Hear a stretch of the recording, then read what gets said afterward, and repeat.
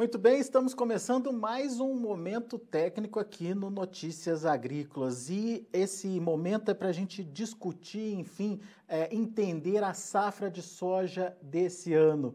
A gente tem acompanhado, e você com a gente aqui no Notícias Agrícolas, a variação muito grande da produção pelo Brasil inteiro, né, em função de clima afetando, algumas regiões muita chuva no começo do plantio, depois veio a seca, enfim, as condições adversas atrapalhando aí o resultado final da produção de soja aqui no Brasil.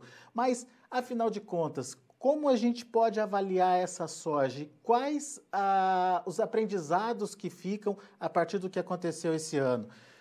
Para isso, a gente convidou o Áureo Lantman, que todas as terças-feiras está aqui com a gente, para nos ajudar a entender quais foram as lições dessa safra, principalmente a de soja, nesse ano tão diferente em relação ao comportamento do clima. Seja bem-vindo, viu, Áureo? Obrigado mais uma vez pela participação conosco aqui no Notícias Agrícolas. Se não fosse essas condições climáticas adversas, a gente obviamente teria um outro resultado, mas já estaríamos num outro patamar de produção aqui no Brasil? Seja bem-vindo. Tá, muito boa tarde. Em função aí dos 35 milhões e 800 mil hectares semeados com soja esse ano, e se nós considerarmos a média do ano passado, na melhor das hipóteses, com um clima um pouco mais estável, uma distribuição de soja um pouco mais uniforme, nós teríamos condições de produzir em torno de 122 milhões de toneladas de soja. Isso seria uma alta produtividade, uma boa, mais que isso aí, seria caso muito difícil de acontecer. 122 seria o máximo que a gente poderia tirar caso houvesse uma boa distribuição de chuva. O Brasil vai produzir pelo menos aí, eu acredito, em torno de 115 milhões de toneladas de soja por hectare. Houve uma estiagem muito severa, principalmente no Paraná, que em determinadas regiões do sudoeste comprometeu até 40%, 50% da expectativa de produção que o agricultor desejava. Então, o que vai ficar de lição é que estiagem extremamente prolongada, né, comprometem muito a soja no Brasil. Mas fica a grande... por que ela compromete tanto assim? Aí nós teríamos aí uma segunda questão a ser considerada, não é, Alex? Na verdade, esses impactos de ordem climática, eles poderiam ser atenuados? Exatamente. Nós poderíamos atenuar esse impacto grandioso que aconteceu com a estiagem desse ano. E de que maneira? Primeiro, solo. Um solo com correção de perfil. Nós tivemos alguns exemplos aqui no Paraná, em que uma estiagem de 20 dias, semelhante à que aconteceu, a soja poderia atravessar esses 20 dias sem perda muito significativa. A questão é que nós temos muito solo que não estão suficientemente preparados para aguentar uma estiagem. A questão de cobertura com palha, de correção do perfil do solo e principalmente da data de semeadura.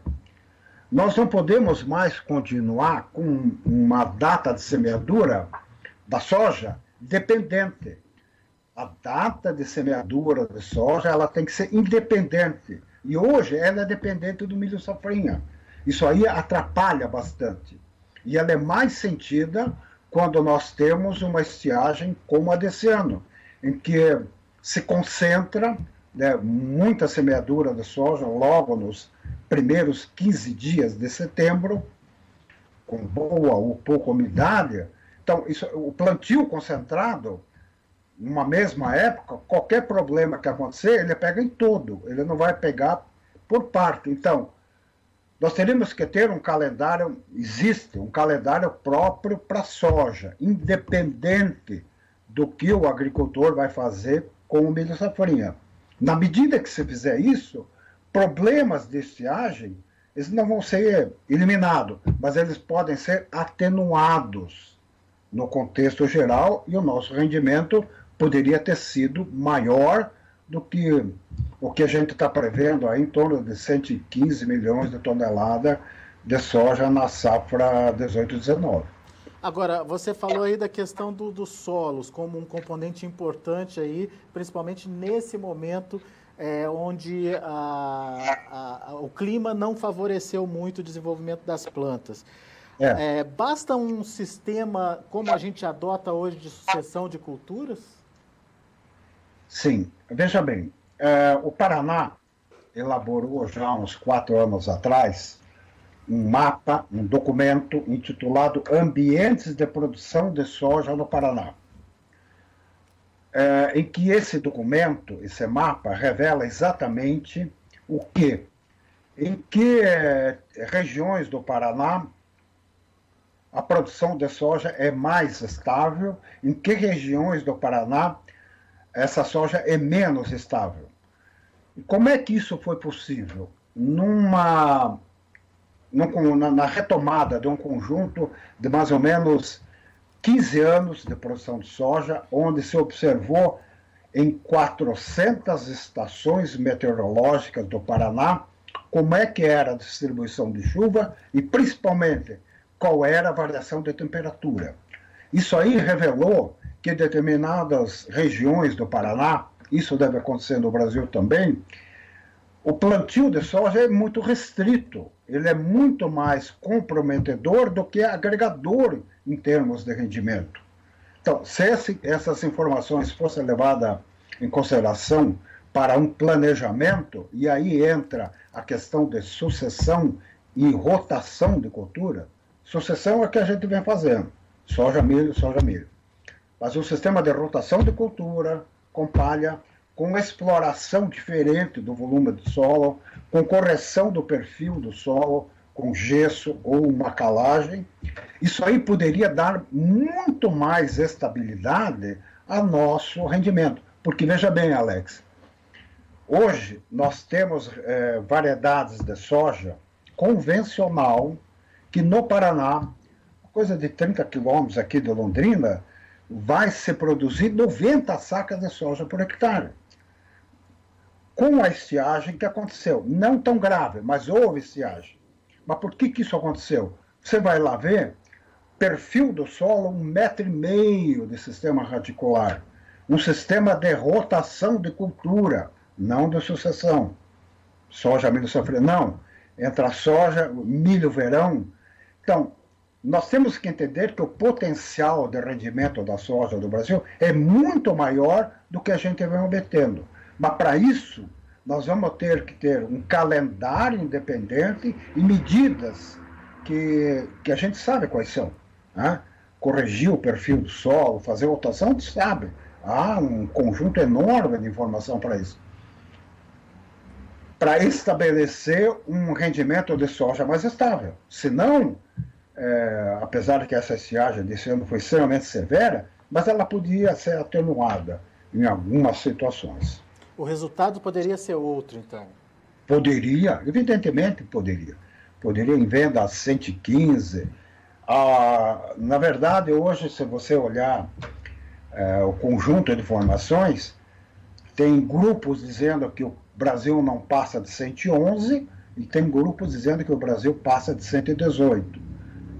Nenhum dos dois. Vamos ficar com 115 milhões de toneladas, que é bem próximo àquilo que nós estamos já entrando no mês de março, a grande maioria das lavouras já foram colhidas. No Paraná, houve agricultor que perdeu 40%, 50%, até 60%. Mas na média do Paraná, o segundo estado maior produtor de soja, vai ficar em 10% de perda em relação ao potencial que ele poderia ter tido caso não houvesse estiagem. Pois é. Você citou aí, Áureo, a importância de se conhecer a diferença de uma sucessão e de uma rotação de cultura. Mas o produtor hoje, ele sabe essa diferença? Eu pergunto porque, às vezes, quando você está numa propriedade, pergunta para o produtor, você faz rotação? Ah, faço, planto soja no verão e planto milho no inverno. Isso não é rotação, né? Não é rotação. Isso é uma sucessão. E é uma sucessão que não vem dando certo. Apesar de que os agricultores ganham dinheiro dessa sucessão. Uhum. Soja, milho. Ganham dinheiro. Mas não a longo prazo. Essa sucessão, ela levou... Não existe em agricultura uma tecnologia ad eterno. O uso constante de uma tecnologia, da mesma tecnologia, ela acaba não dando certo. Haja visto que nós estamos observando hoje. Glifosato, soja, mais uma aplicação de glifosato, milho, safrinha, glifosato. Isso não está dando certo mais. O glifosato não está dando mais conta. Um conjunto de erva daninha que se adapta bem na soja, também no milho. A questão de nematóide vai bem na soja e vai muito melhor no milho. Isso aí está trazendo grandes problemas, né? Que, aliado à estabilidade climática, não está deixando a gente produzir tanta soja quanto é o potencial do nosso solo, quanto é o potencial de iniciativa do agricultor, que melhorou muito nesses anos, e quanto é o potencial das tecnologias oferecidas. Então, se bem que nesses anos que eu tenho observado soja no Brasil, nós avançamos bastante. Há grupos de agricultores que se reúnem de uma forma independente, de cooperativa ou qualquer coisa assim, e tratam entre eles de decidir a melhor tecnologia. Fecha a safra, se reúnem, colocam lá os pontos positivos e negativos e dali tiram o seu pacote para aquela região. E essa ação tem dado muito certo, tem melhorado muito. E você vai ver qual é o ponto crucial dessas ações, rotação, sucessão, correção do perfil do solo, data de semeadura. Isso aí é que tem garantido, nesses anos mais comprometidos com o clima, uma estabilidade maior da produção de soja. Muito bem. Agora, você acha que as informações climáticas de longo prazo, aliada aí ao conhecimento dessas áreas de maior ou menor risco de produção de soja, elas podem acabar prevenindo aí problemas relacionados a condições climáticas? Muito, muito. O próprio Notícias Agrícolas tem um programa com a senhora Cristina, né? Cristina Queiroz.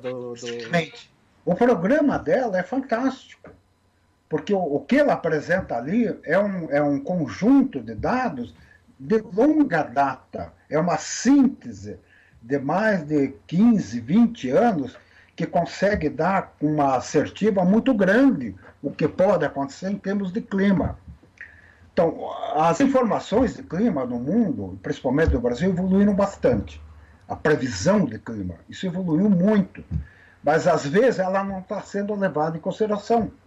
Quer dizer, se planta numa data errada, mesmo sabendo que as informações de clima não favorecem aquela data, e semeia-se assim.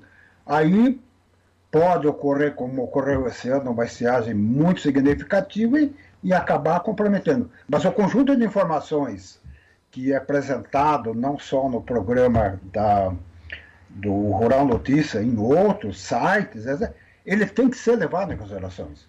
Existe hoje previsão de safra extremamente significativos, confiáveis, em que o conjunto lá de 15, 20 anos de distribuição de água, aliado à informação do El Niño ou Laninha, consegue dar muito mais segurança ao rendimento.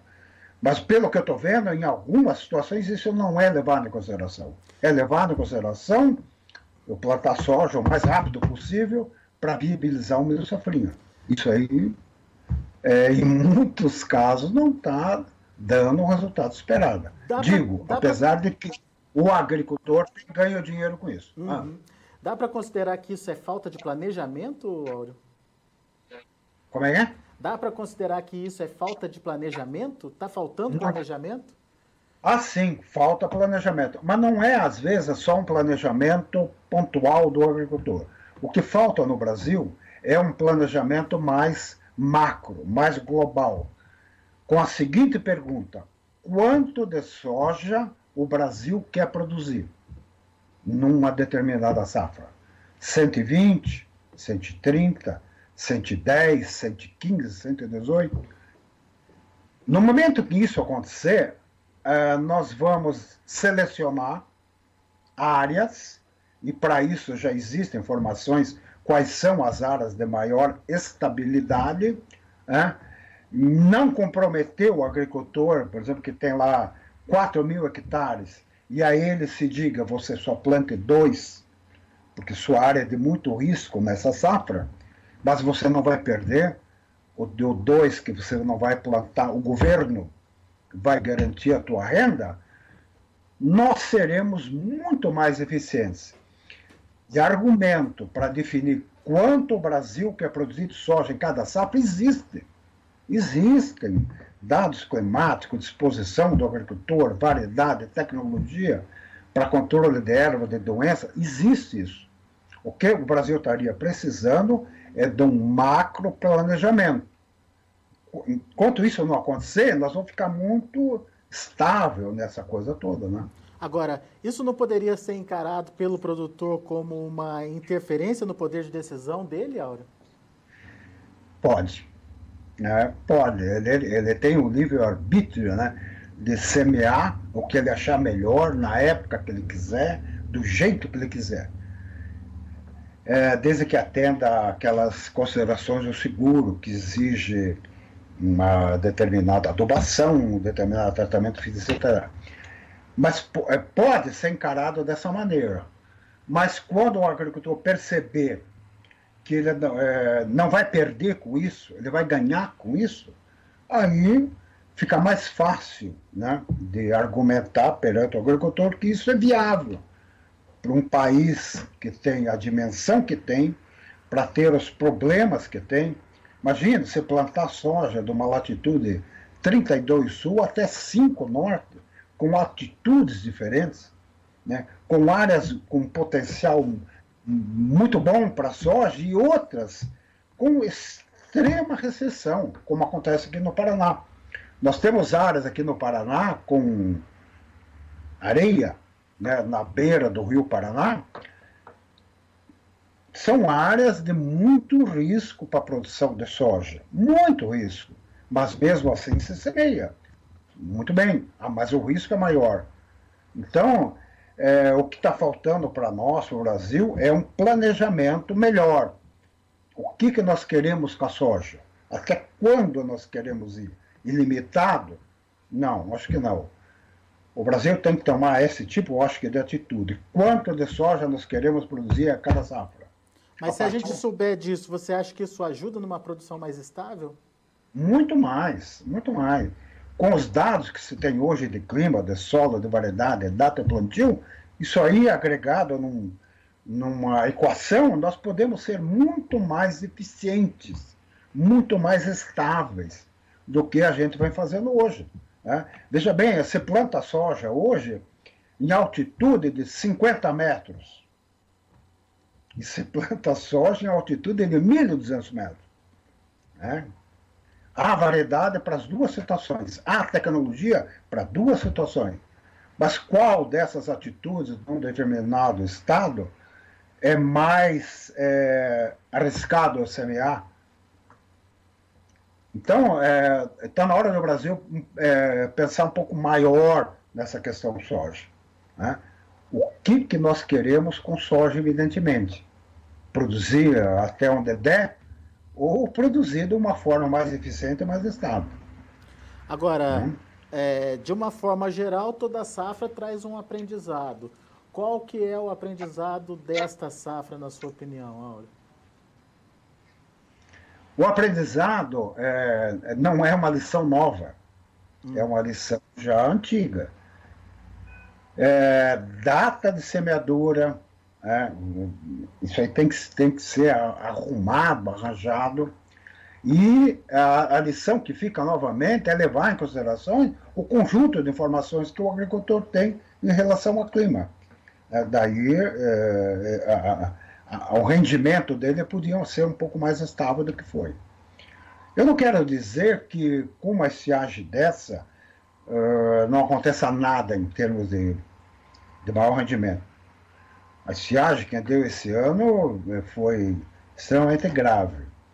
Mas aqueles agricultores que plantaram numa data mais adequada, que tinham um solo mais preparado, eles conseguiram atravessar esse período de estiagem com mais estabilidade.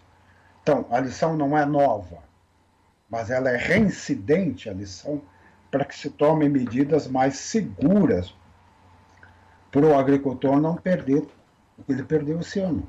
Né? Muito bem. Bom, toda safra, imagino que a gente vai ter aí um obstáculo a ser superado. Mas, na sua opinião, qual vai ser o maior problema das nossas próximas safras? O que a gente já precisa começar a ficar atento, Áureo? Bom, nós temos aí pela frente um problema muito sério do glifosato. Durante muitos anos, o glifosato facilitou muito a vida do agricultor. Então, uma aplicação antes, semear, uma aplicação depois, estava resolvido. A mesma coisa com o milho safrinha. O uso de uma mesma tecnologia em agricultura durante muito tempo, ela perde a eficiência. Isso é esperado, é normal. Nós temos que considerar que isso é uma atividade biológica, e a atividade biológica reage, e ela reagiu.